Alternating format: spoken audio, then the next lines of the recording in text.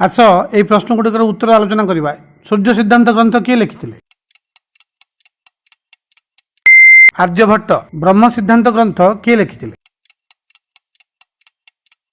ବ୍ରହ୍ମଗୁପ୍ତ। ଅଷ୍ଟାଙ୍ଗ ହୃଦୟ ଗ୍ରନ୍ଥ କାହା ଦ୍ୱାରା ରଚିତ ହୋଇଥିଲା?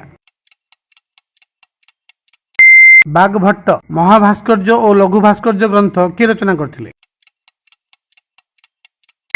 ଭାସ୍କରାଚାର୍ଯ୍ୟ। ହସ୍ତୀ ଆୟୁର୍ବେଦ ଗ୍ରନ୍ଥ କିଏ ରଚନା କରିଥିଲେ? ପାଲକପ୍ୟ। ମନୁସ୍ମୃତି ଗ୍ରନ୍ଥକୁ କିଏ ଇଂରେଜୀ ଭାଷାକୁ ଅନୁବାଦ କରିଥିଲେ? William Jones. ଅଭିଜ୍ଞାନ ଶକୁନ୍ତଳମ୍ ନାଟକକୁ କିଏ ଇଂରେଜୀ ଭାଷାକୁ ଅନୁବାଦ କରିଥିଲେ?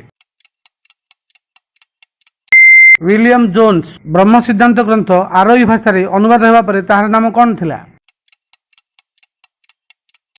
ସିନ୍ଧ ହିନ୍ଦ। ଇଏ ଭାରତର ସେକ୍ସପିୟର ରୂପେ ପରିଚିତ। ମହାକବି କାଳିଦାସ। ଧନ୍ୟବାଦ।